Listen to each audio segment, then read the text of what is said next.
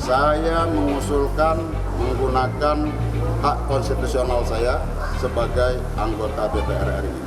Maka saya mengusulkan agar DPR RI menggunakan hak istimewanya, yaitu hak angket. Saya berharap dan saya yakin teman-teman punya semangat yang sama untuk menjaga demokrasi dengan menjaga konstitusi. Khusus teman-teman kita di fraksi PD Perjuangan, mungkin dalam hal tertentu kita batasi mereka ngomong.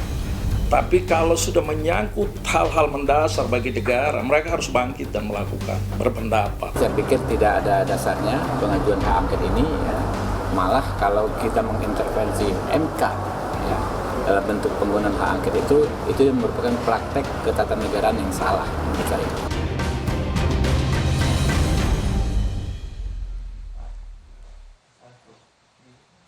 Anggota DPR RI dari fraksi PDI Perjuangan Masinton Pasaribu mengusulkan DPR menggunakan hak angket terhadap Mahkamah Konstitusi buntut putusan yang dinilainya mencederai konstitusi soal syarat jadi capres dan cawapres.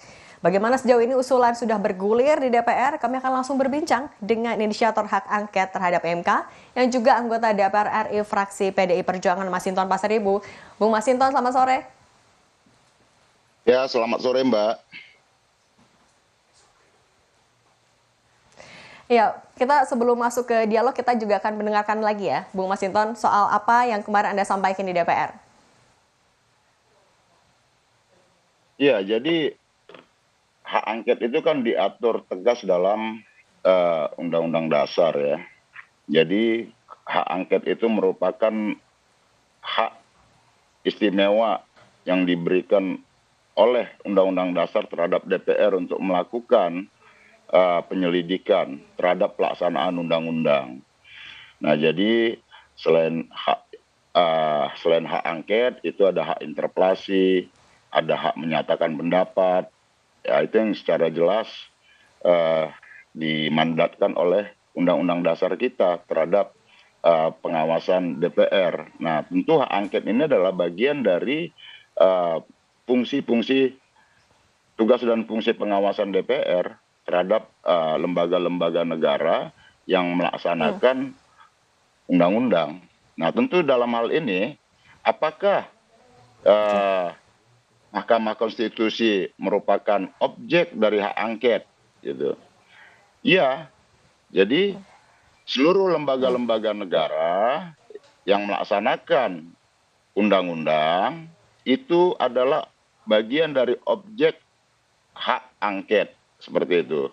Nah, tentu apa saja yang menjadi batasannya dalam pelaksanaan hak angket tadi, tentu kita tidak masuk ke ranah independensi tugas-tugas kehakiman tersebut.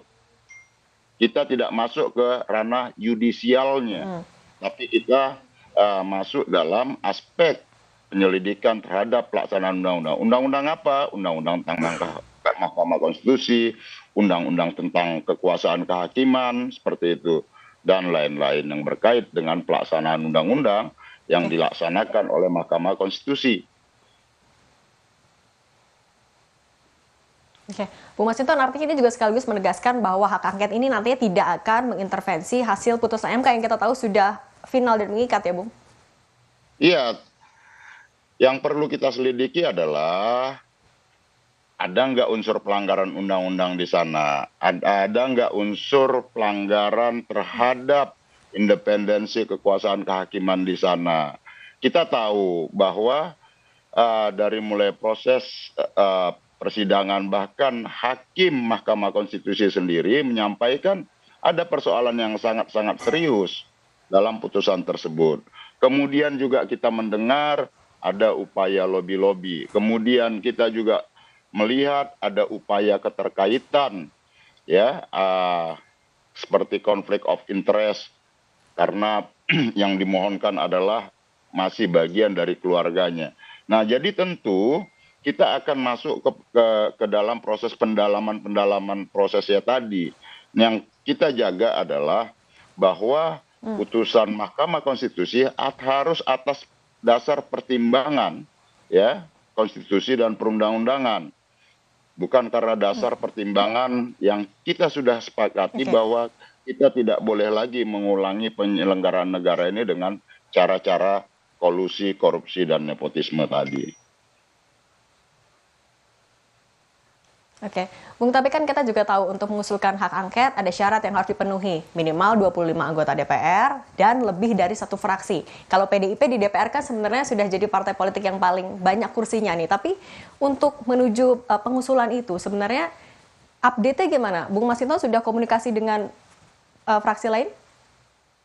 Iya, jadi saya komunikasi ke person-person anggota ya. Baru ke person-person anggota, bukan per praksi karena domain per praksi itu adalah pimpinan praksi. Saya sebagai anggota tentu mengkomunikasikan dengan teman-teman anggota dari beberapa praksi seperti itu.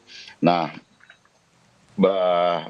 beberapa teman-teman itu sudah menyatakan kesediaannya. Nanti tinggal kita tunggu tanda tangannya seperti itu. Oke. Nah, tapi kan Bung, kita juga tahu nih, kalau untuk mengusulkan atau mengajukan hak angket, prosesnya cukup panjang. Nanti ada rapat paripurna dulu, baru akan disetujui atau ditolak, dan lain-lainnya. Sementara kan proses pemilu sudah semakin dekat, penetapan sudah bulan ini, kemudian juga kampanye dan lain-lain. Adakah kekhawatiran hak angket ini justru nantinya mengganggu proses pemilu, atau malah nantinya para politisi ini kan juga punya PR nih di pemilu untuk memenangkan masing-masing paslon maupun juga partai. Gimana, Bung? Nah, tentu kita tidak ada kaitan ke pemilunya ya. Kita kan ingin bernegara itu kan berkonstitusi. Kita kan ingin menjaga marwah konstitusi ini karena apapun dalam pengelolaan negara ya, konstitusi dan perundang-undangan itulah aturan mainnya.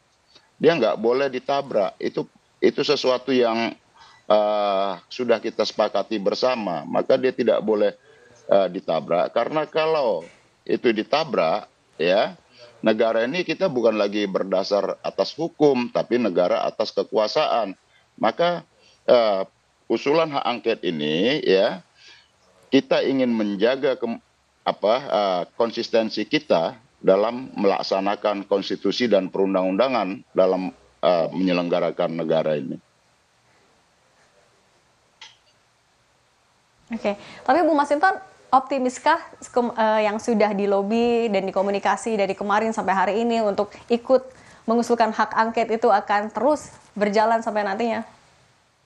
Ya, insya Allah optimis karena sangat teman-teman dari berbagai praksi, teman-teman anggota DPR ya, kan juga memiliki common sense yang sama, keprihatinan yang sama terhadap situasi saat ini. Kok konstitusi kita seperti dipermainkan atas nama pragmatisme politik itu. Sementara konstitusi itu seperti yang saya katakan tadi adalah bagian dari upaya kita mewujudkan kedaulatan rakyat itu.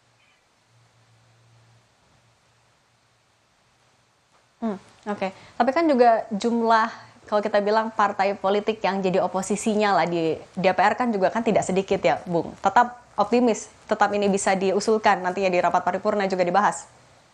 Ya, tentu kita sedang berupaya untuk ini mencapai syarat yang ditentukan oleh Undang-Undang MD3, minimal 25 anggota dan lebih dari satu praksi seperti itu. Oke, nanti kita lanjut lagi Bung Masinton soal hak angket yang kemarin Anda usulkan di rapat kemarin ya. Tapi selanjutnya akan kita bahas lebih lengkap lagi usai jeda, tetap di Kompas TV.